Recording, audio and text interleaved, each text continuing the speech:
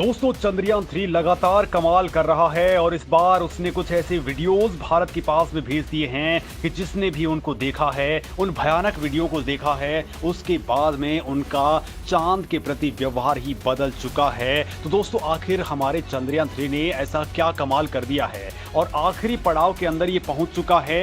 तो रूस वाले जो लूना 25 मिशन है उसकी तैयारियां क्या कुछ है, वो क्या कर रहा है, क्योंकि दोस्तों वो भी यान लगातार वीडियो भेज रहा है। और इसी बीच इसरो के चंद्रयान 3 को लेकर के एक और बड़ा अपडेट सामने आ गया है। इसरो चीफ खुद एस सोमनाथ ने कहा है कि मिशन का सबसे अहम पड़ाव लैंडर की स्पीड को 30 किलोमीटर की ऊंचाई से अंतिम लैंडिंग तक कम करना है, जिससे सॉफ्ट लैंडिंग आसान हो सके, लेकिन ये बहुत कठिन होने वाला है और यहाँ पर हमें अपनी काबिलियत दिखानी होगी। यानी कि इसरो चीफ अब टेंशन वाले दौर में आ चुके हैं। अब लैंडर मॉड्यूल 20 अगस्त को दूसरी डीबूस्टिंग यानी कि स्पीड को कम करने की प्रोसेस से गुजरने वाला है।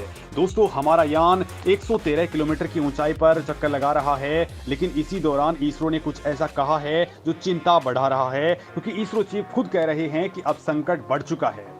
लेकिन दोस्तों इसरो तो इसका इलाज पहले ही कर चुका है। तो वो सीक्रेट्स क्या कुछ हैं, आखिर क्या है इसरो का वो 100% सक्सेस वाला प्लान, और इस वक्त रूस का लूना 25 मिशन क्या कर रहा है, वो पहले लैंडिंग कैसे कर पाएगा। दोस्तों इस वीडियो में ये तमाम बातें मैं आपको बताने वाला हूं। पहले चांद पर लैंडिंग वाले आतंक से हम रूबरू हो लेते हैं, जिसका इलाज इसरो पहले ही कर चुका है।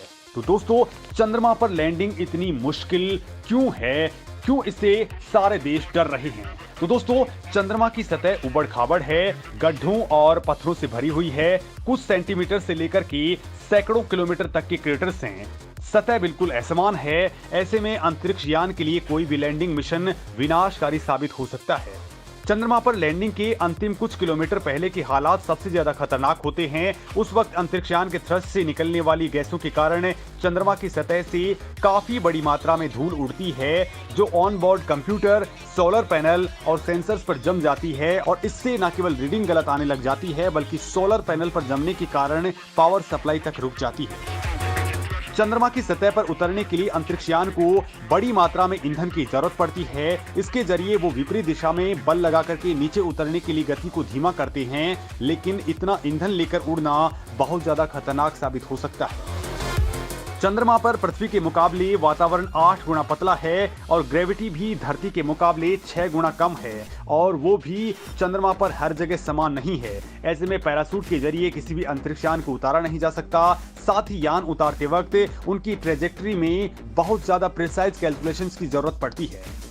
चांद पर कम्युनिकेशन की सबसे बड़ी दिक्कत होती है। बड़े और हैवी एंटीना के बावजूद धरती से चांद तक डीप स्पेस कम्युनिकेशन बड़ी चुनौती होता है। बड़ी बात यह है कि चांद के दक्षिण ध्रुव पर तो रेडियो सिग्नल बहुत ही कमजोर पड़ जाते हैं, और दोस्तों ऊपर से बैकग्राउंड नॉइस भी यहाँ पर बहुत ज्यादा होती है। चांद की अपने ऑर्बिट में स्थिति लगातार बदलती रहती है, लिहाजा चंद्रमा की पथ और चंद्रयान 3 दोनों को लेकर के धरती पर सटीक गणना करना मुश्किल होता है। दोस्तों चंद्रमा हमारे ग्रह पृथ्वी से करीब 3,84,400 किलोमीटर की डिस्टेंस पर है, और अंतरिक्ष यान जिस ऑर्बिट पथ पर है उससे धरती की ये दूरी घट बढ़ती रहती है। इस लंबी यात्रा में असफलता कहीं पर भी हो सकती है। दोस्तों साउथ पोल का कुछ हिस्सा लगातार अंधेरे में रहता है, जिसकी वजह से सूरज की रोशनी आधारित ऑपरेशंस करने में यहाँ मुश्किल होती है। इसके अलावा चूंकि तापमान 230 डिग्री तक गिर जाता है, लिहाजा तमाम इक्विपमेंट्स भी ठीक ढंग से काम नहीं कर पाते हैं। इसरो के मुताबिक न केवल चंद्रमा पर कम गुरुत्वाकर्षण एक चुनौती है, बल्कि इसकी सतह के नीचे द्रव्यमान का डिस्ट्रीब्यूशन भी इक्वल नहीं है, वो असमान है। वो बिल्कुल लंपी यानी कि ढीले ढालेदार है, जिससे चंद्रमा पर यान उतारना बहुत ही कठिन टास्क होता है। यानी दोस्तों चांद पर लैंडिंग के लिए दिक्कतें बहुत सारी हैं, लेकिन इसको लेकर के इसरो के पास ऐसी क्या चाबी है जो लगाते ही सारे इलाज होने वाले हैं। तो दोस्तों इस बार इसरो ने कई जाबर टेक्नोलॉजीज लगाई हैं जो 100% सक्सेस की गारंटी दे रही हैं। दोस्तों पिछली बार की तुलना में इस बार लैंडर को ज्यादा मजबूत बनाया गया है, ज्यादा सेंसर्स लगाए गए हैं। साथ ही दोस्तों चंद्रयान 2 जैसा हादसा ना हो, लिहाजा इस बार विक्रम लैंडर में कुछ खास तकनीक लगाई गई हैं, जैसे कि लेजर और आरएफ आधारित एल्टीमीटर, लेजर डॉपलर वेलोसिमीटर और laser horizontal velocity camera, laser gyro based initial refreshing and accelerometer package इसके अंदर है। इसके अलावा इसके अंदर 800 न्यूटन की थ्रोटल लिक्विड इंजन लगे हुए हैं। साथ ही 58 न्यूटन ताकत वाले altitude thrusters and throttle engine इसके अंदर लगे हुए हैं। साथ ही कंट्रोल इलेक्ट्रॉनिक्स इसके अंदर लगा हुआ है। इसके अलावा नेविगेशन, गाइडेंस और कंट्रोल से संबंधित आधुनिक सॉफ्टवेयर इसके अंदर लगाए गए हैं। हैजार्ड डिटेक्शन और अवॉइडेंस कैमरा इसके अंदर लगा है। और दोस्तों इसके साथ ही इसका लेगिंग लैग मैकेनिज्म बहुत ज्यादा तगड़ा बनाया गया है। ये खास तकनीक है जो लैंडर को सुरक्षित चांद की सतह पर उतारने में मददगार साबित होंगी।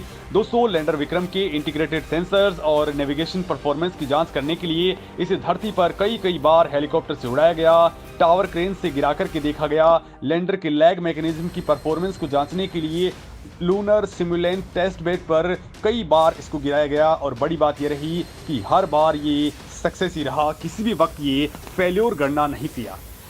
अब ये चांद पर वैसे तो 14 दिन तक काम करेगा, लेकिन परिस्थितियां अगर ठीक रहती हैं तो ये ज्यादा काम भी कर सकता है। तो वहीं दोस्तों इसी दौरान रूस वाला लूना 25 भी चांद की सतह पर उतरने को बेताब है। रूसी स्पेस एजेंसी रोसकोस्मोस ने कहा है कि लूना 25 यान चांद के ऑर्बिट के अंदर 100 किलोमीटर ऊपर चक्कर लगा रहा है और अब वो लैंडिंग के लिए उतरने जा रहा है।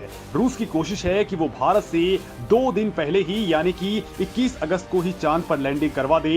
दोस्तों रूस के यान ने अपने ऑटोमेटिक स्टेशन के propulsion मॉड्यूल को 40 सेकंड तक चला करके अपनी कक्षा में सुधार कर लिया है और अब वो सही टाइम की तलाश में है जब वो लैंडिंग के लिए उतरने लग जाएगा। दोस्तों रूस की एजेंसी ने अपने ऑन बोर्ड सिस्टम और कम्युनिकेशन समेत तमाम तरह की चीजों को परख लिया है ताकि वो बिल्कुल भी सही तरीके से काम करें। तो वहीं इसरो की बात करें तो इसरो भी चाहता है कि हर चीज बिल्कुल एक्यूरेसी के साथ में आगे बढ़े और इसके लिए हमारी टीम लगातार काम कर रही है। दोस्तों आपको क्या लगता है कि क्या भारत को अब भी कोशिश करके रूस वाले यान से पहले ही हमारा चंद्रयान 3 चांद की सतह पर उतार देना चाहिए या फिर हमें बिल्कुल प्रिसाइज मोड पर काम करना चाहिए, बिल्कुल रेस के ऊपर ना पड़ते हुए एकदम सटीकता के साथ और 100% एक्यूरेसी के साथ में अपने यान को चंद्रमा के ऊपर उतारने पर ही फोकस करना चाहिए। इस मामले में आपका क्या कहना है कमेंट करके जरूर बताएं। साथ ही हमारे इसरो के वैज्ञानिकों के बारे में आप क्या कुछ सोचते हैं वो भी कमेंट जरूर करें।